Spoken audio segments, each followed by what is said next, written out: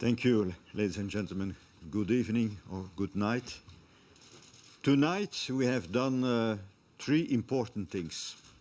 Firstly, we decided on the limited treaty amendment required for member states to establish a permanent mechanism to safeguard the financial stability of the Eurozone as a whole. Secondly, we have confirmed the general features of that permanent mechanism. And thirdly, we have outlined the follow-up of the overall economic strategy which the European Council has been pursuing since the start of the year.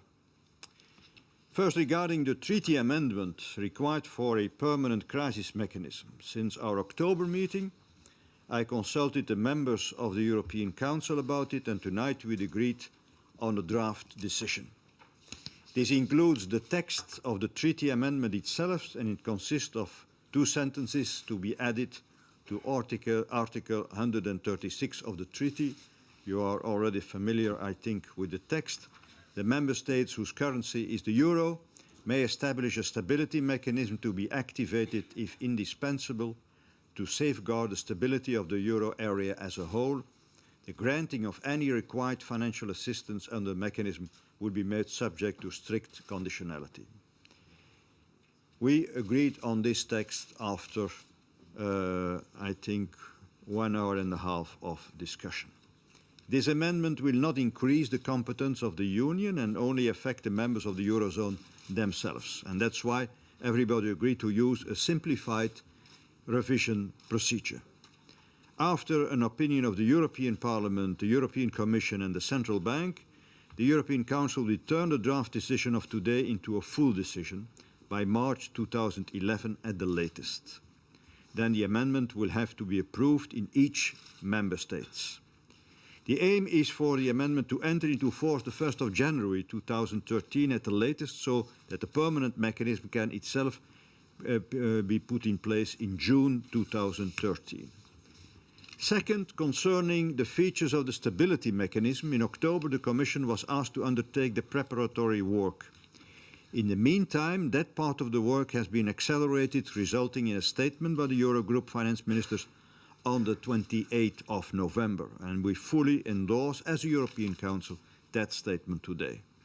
Therefore, the future European Stability Mechanism will be designed on the basis of the current mechanism, so IMF involvement is foreseen.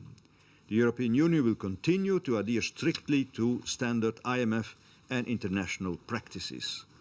Concerning the role of the private sector, decisions will be taken on a case-by-case basis, and the private sector involvement will not be a prior requirement for support under the future stability mechanism. I come to the third point. We had a very good and in-depth exchange of view on recent economic developments and how to deal with the challenges for all European economies, short-term and long-term. The President of the Central Bank was also present.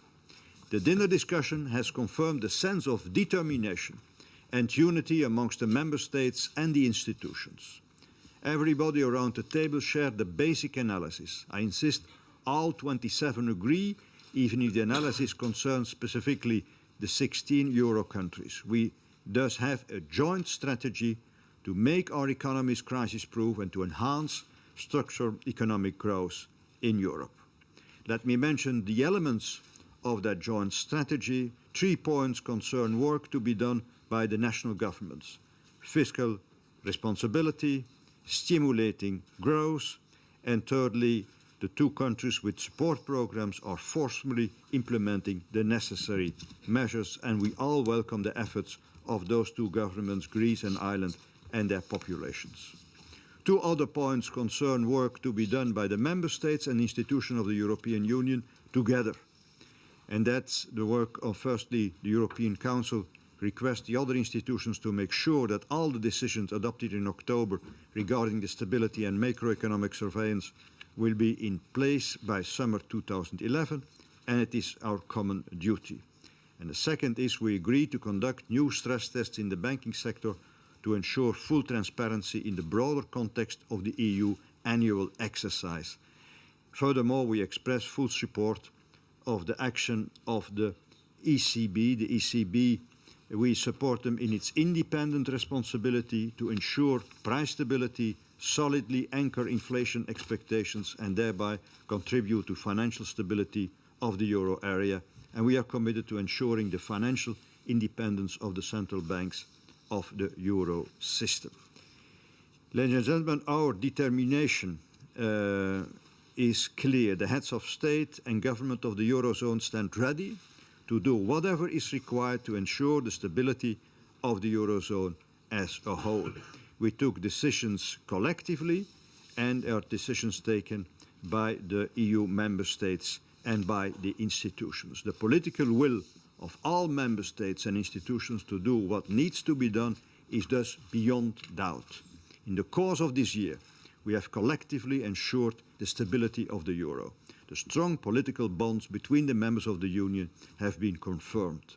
About the determination of all those in the European Union to continue to shape our future together today and tomorrow.